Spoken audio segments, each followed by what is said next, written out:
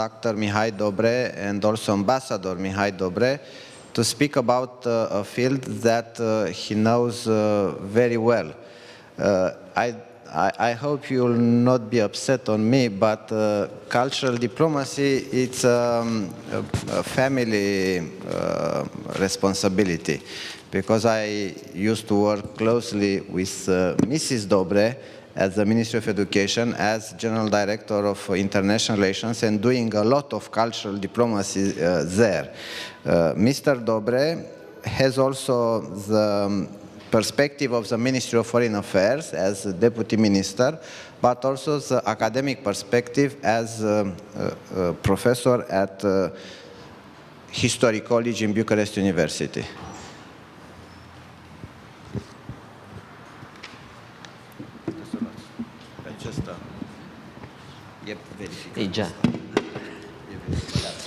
Thank you, Minister. Thank you, Minister Pricope, for giving me the floor. Your Excellency President Constantinescu, Excellencies, Professors, Director of the University of Bucharest, dear students, ladies and gentlemen, I will start with making a confession. I am a double-hatted person. I have the hat of a diplomat, as Mr. Pricope said, and I have the hat of a professor. But I will speak more as professor than diplomat now. For me, this conference is very much important because it offers me the possibility to speak in relationship with what I do currently in the Faculty of History of the University of Bucharest. Because I teach diplomacy in the Faculty of History of the University of Bucharest. Diplomacy is not only a feature of the government.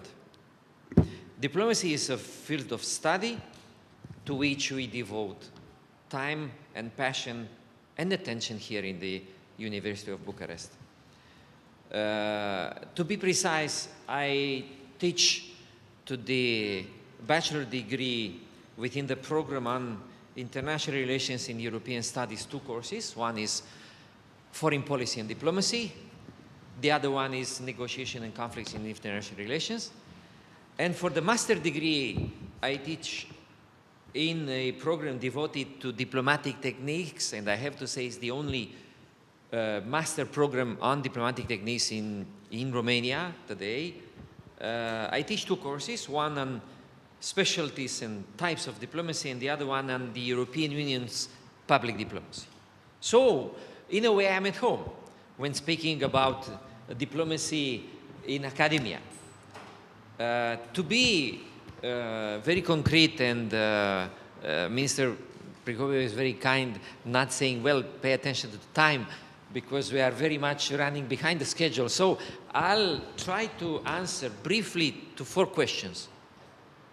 And they are related to what we tell students in our classroom activity.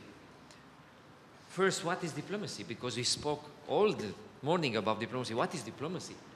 In accordance with how it is practiced today. Then, what is cultural diplomacy? Afterwards, normally, what are the prospects for cultural diplomacy? Because it is the main issue on our agenda also for this session. And last, but I have to say, not least, why do we teach diplomacy in the university? First one, I'll make a progress from the first to the fourth. The first one, what is diplomacy? Of course, we generally appeal to definitions. I'll be brief. The most well-known textbook for diplomats is Sato's Guide to Diplomatic Practice.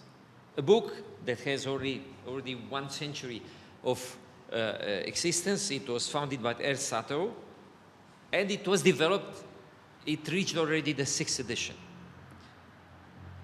They used a definition for diplomacy as, and I quote, the application of intelligence and tact to the conduct of official relations between governments of independent states.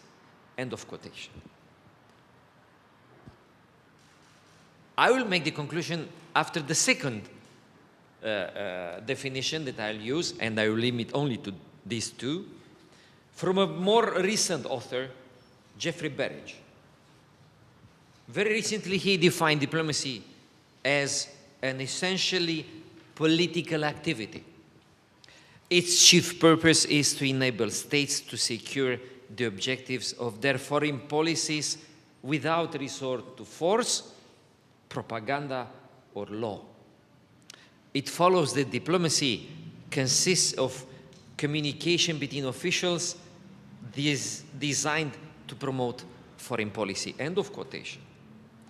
Naturally, when invoking these definitions that are widely known, what we tell students and what they can understand is that diplomacy has always been, first of all, a tool, an instrument for the governments in implementing their foreign policy objectives.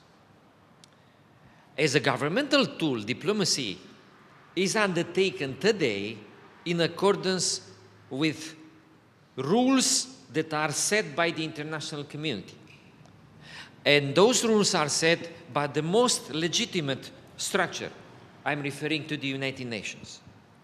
It is in the UN framework that the famous set of Vienna Conventions were negotiated in the early 1960s. They laid, in those times, firm foundations for the nowadays diplomacy.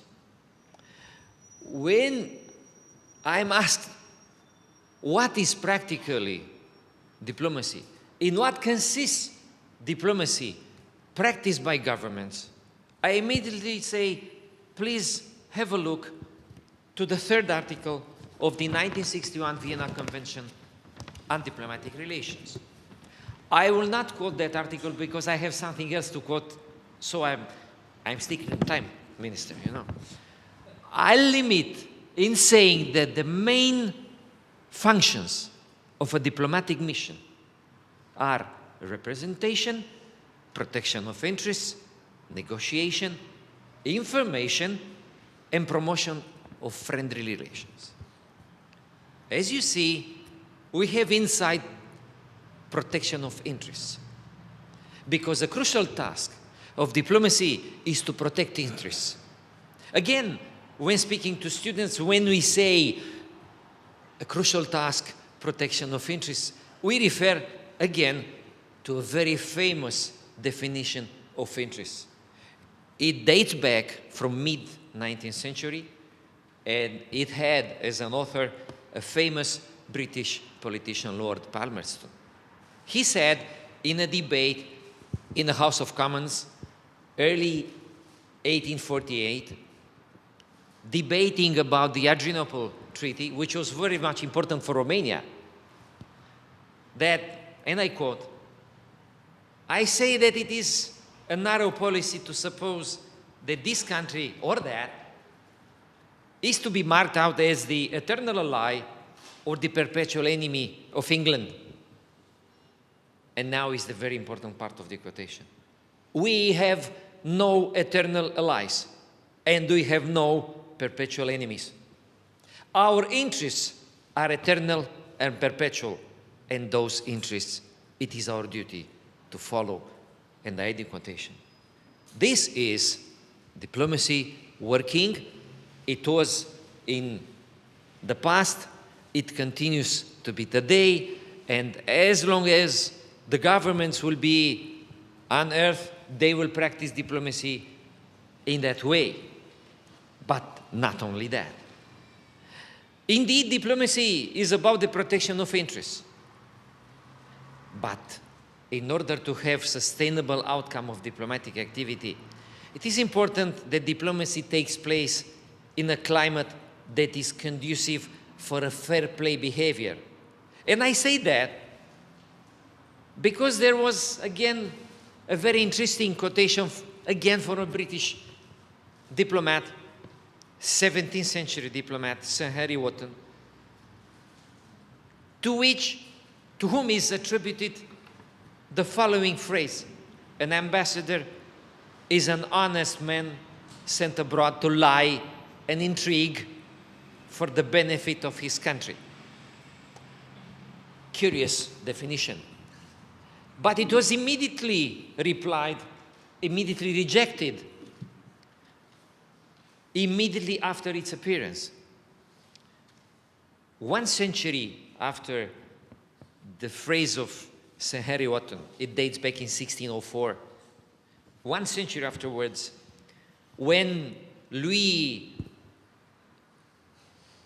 XIV, Le Roi Soleil, died, one of his most important foreign policy promoters, François de Calier, said in his textbook for the new sovereign, for Louis XV, De la manière de négocier avec les souverains, that it is a capital error which prevails widely that a clever negotiator must be a master of the art of deceit. No doubt that the art of lying has been practiced with success in diplomacy, but unlike that honesty, which here is as well is the best policy, a lie always leaves a drop of poison behind. And I will not continue with that quotation. Diplomacy has been traditionally linked to secrecy and disguised interests, which sometimes were promoted with whatever means. But what is important is that what remains on the scene is essentially the truth. Yes, indeed, diplomacy is related and is about the protection of interests. But again, not only states' interests. Diplomacy reveals itself as a complex instrument. Indeed, in the diplomatic activity, the interests of a certain state are served, but at the same time, diplomacy can work for the promotion of the interests of the international community as a whole. What are those interests of the international community? They are not defined by me. The sole legitimate body to define that is the UN. And the sole text to which we can make recourse is the UN Charter. And the first article of the UN Charter, dealing with the purposes of the United Nations, imply that diplomacy has the ultimate goal to promote peace and to solve conflictual situations by peaceful means. And as I said, I will quote something from the first to the last sentence. This is the first chapter. The first article of the UN Charter. They say, the founding fathers of the UN Charter, in times of war, said that the purposes of the United Nations are, and I quote, first, to maintain international peace and security, and I will not continue the other because you know. Second, to develop friendly relations among nations based on respect for the principle of equal rights and self-determination of people, and to take the appropriate measures to strengthen universal peace. Third, to achieve international cooperation in solving international problems of an economic, social, cultural, or humanitarian character, and in promoting and encouraging respect for human rights and for fundamental freedoms for all without distinction as to race, sex, language, or religion. And fourth, to be a center for harmonizing the actions of nations in the attainment of these common ends. End of quotation. I made that quotation because I want to make the relationship to the second point, which is cultural diplomacy. Because diplomacy is fully consistent with the purposes of the United Nations. And I may say that cultural diplomacy is fully consistent with the purposes of the United Nations. I will make a distinction about the identity of cultural diplomacy, because it is a sort of diplomacy. It's not diplomacy as such, but it is a diplomacy. What kind of diplomacy is cultural diplomacy? Again, as a professor, I make recourse to definitions, the legitimate ones. In a very recent book on modern diplomacy published by Oxford University Press in 2013, Patricia Goff defined cultural diplomacy in the following way. cultural diplomacy is first and foremost about bridging differences and facilitating mutual understanding. There may be no official relations between two governments, but artists can communicate with each other and forge meaningful ties. End of quotation. Mark, I think that just diplomacy has to do with that. You're quite right in saying that. Such an approach has its legitimate source in the very first article of the UN Charter. Then the ICD, which is the partner of the University of Bucharest for this conference, and I thank the director of this institute for being present here, for coming with students, I think is the future here, the future of our societies.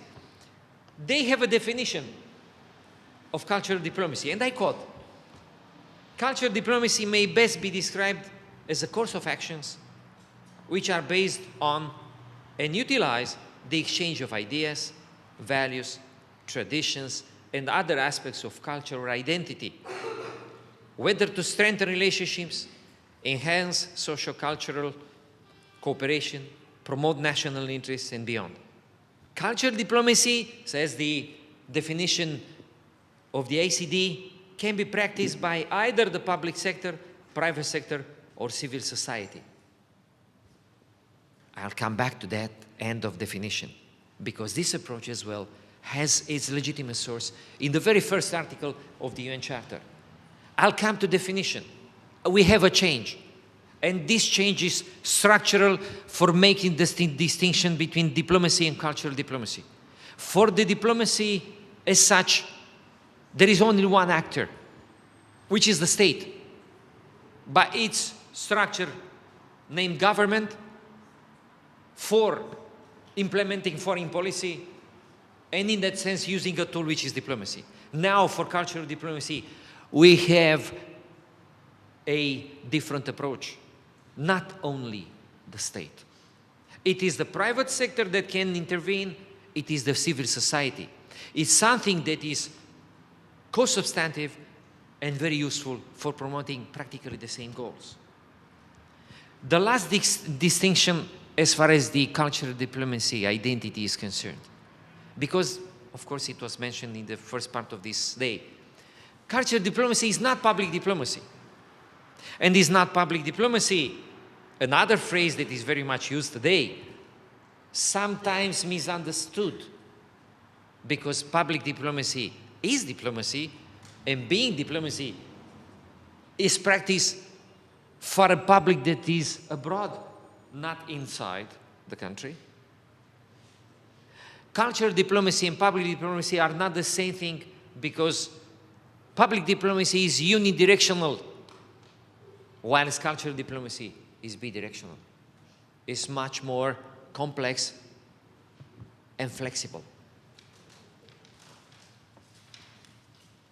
And now I'll go to the third part, saying that we in the university tell students that the cultural diplomacy is already in action. It is in action, and it works at global level. For instance, in the framework of a very important initiative which is called the United Nations Alliance of Civilizations. The first High Representative for that initiative of the UN, former President of Portugal, Jorge Sampaio, defined the United Nations Alliance of Civilization in the following way, that it aims to improve understanding and cooperation among nations and peoples across cultures, and help counter forces fueling polarization and extremism within and among societies. Furthermore, it provides a platform for promoting good governance of cultural diversity. The United Nations Alliance of Civilization is, in day-to-day activity, promoting practically cultural diplomacy. Cultural diplomacy is at work also at regional level. And here I have two examples.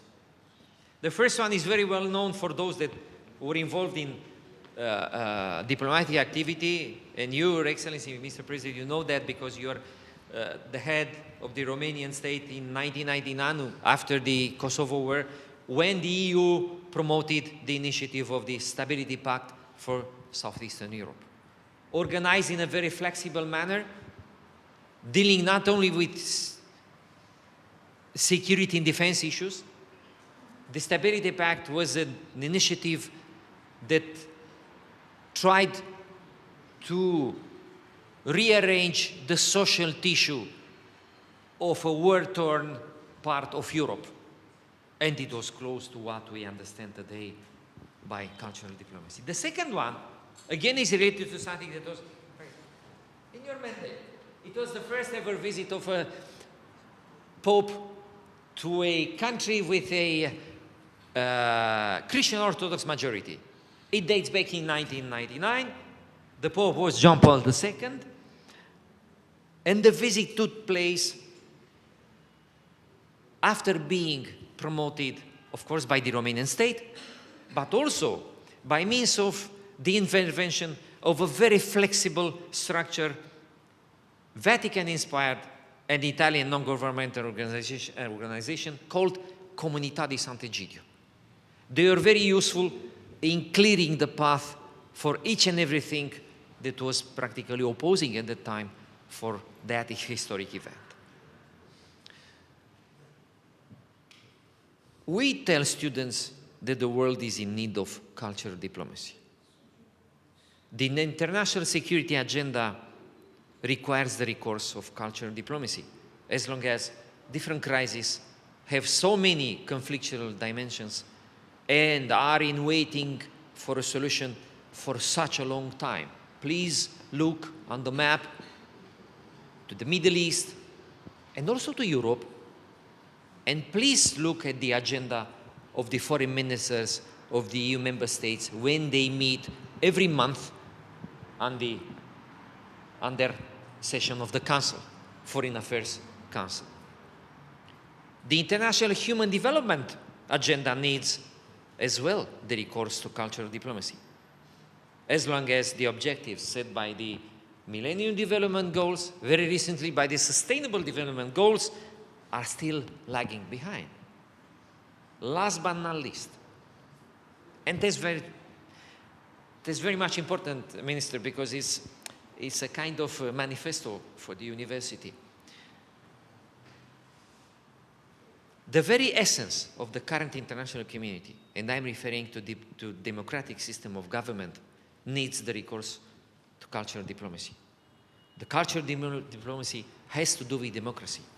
It has to do with the legitimate aspirations of each and every ordinary people to security, development, and respect for diversity. It has to do with the promotion of the centrality of the human person in nowadays societies. And now, Minister, I come to the end, is the fourth dimension. Why do we teach diplomacy in academia? And why do we teach cultural diplomacy in academia? Of course, we can be a reservoir for the human resources policy of the Ministry of Foreign Affairs. But this view is in itself limitative. We teach diplomacy and cultural diplomacy because we live in an open society and we prepare citizens for this open society. It is in the university interest that our graduates acquire the ability to enter the international cooperation as promoters of democratic values, of tolerance, of peaceful coexistence between nations. And these values are the founding features for cultural diplomacy. Thank you, Minister. Thank you.